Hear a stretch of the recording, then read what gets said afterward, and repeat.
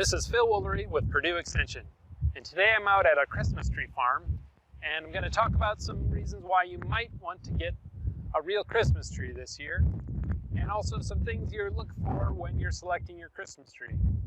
So let's have a look.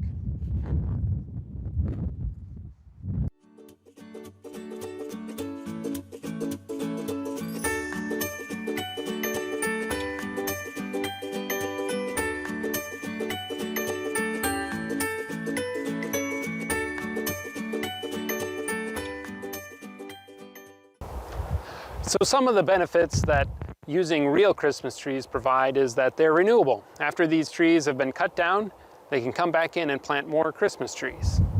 Another benefit, while they're growing, they help clean our atmosphere. So they can take pollutants out of the atmosphere, and they also produce oxygen that we all need to breathe. Wildlife will also have benefit from these Christmas trees as well. Songbirds can nest in them, and other small mammals find habitat around there. Another benefit is that, especially if you're going with at a local Christmas tree farm, you're helping support the local economy. So when you're at the Christmas tree farm, you're going to see several different species that they grow, and I'm going to talk about some of the benefits and downsides of each.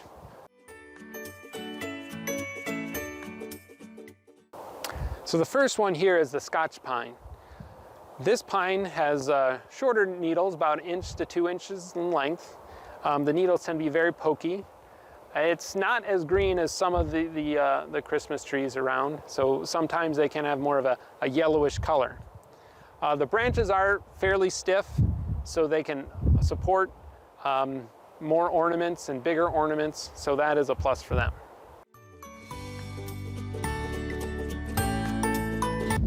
Eastern white pine is another common species we often see.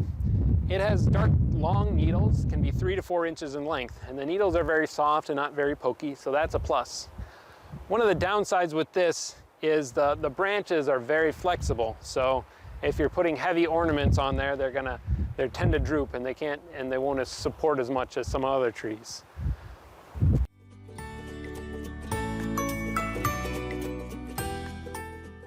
So this tree here is a fir tree. Typically what's growing around in our area is Fraser fir, or maybe sometimes Canaan fir. And they all have short needles, under 1 inch length, and they've got green on the uppers of the needles and then white underneath. They have fairly stiff branches, so they can support heavier ornaments. And a big plus to this one is the smell. So they'll have that distinctive Christmas tree smell that the pines don't have as much as. Another thing you notice, the profile of it is kind of more narrow, a narrow crown, so it doesn't get as wide, as bushy as the pines we looked at. This tree is also a little slower growing, and it typically costs more for the Christmas tree farm to produce, so this is going to cost you a little bit more for these.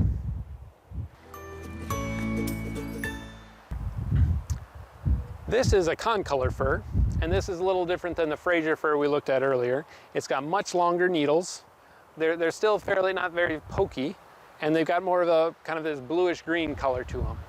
You know, it's a tree profile is a lot fuller, branches are longer.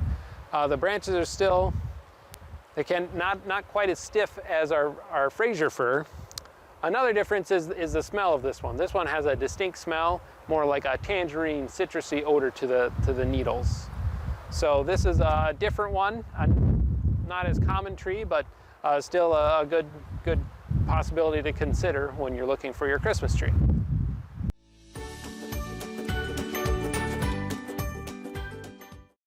So you can also find pre-cut trees at either lots or at the Christmas tree farm, and when you're looking for one of those, something you want to look at is, check the needles, the green needles. If the green needles fall off really easily, that's a sign that it's too dry and that it won't last very long in your home. So check on that, and you're going to want to, again, when you get home, right before you put it in the stand, cut off about 1 inch of the base there and put it in your stand and keep it well watered.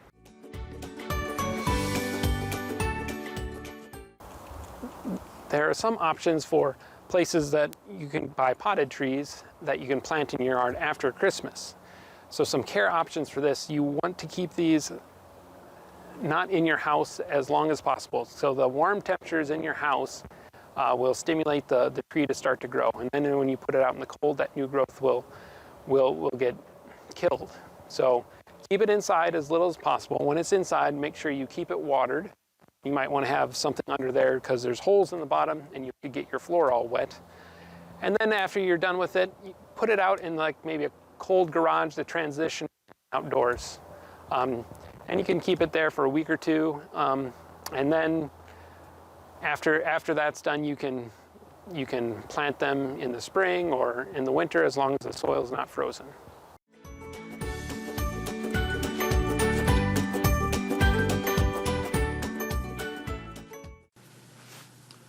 So I went through some types of Christmas trees you can find in our area Christmas tree farms.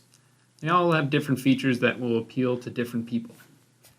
If you have any questions about the Christmas tree care or selection, leave them in the comments below. Have fun looking for your perfect Christmas tree and make sure you keep it watered.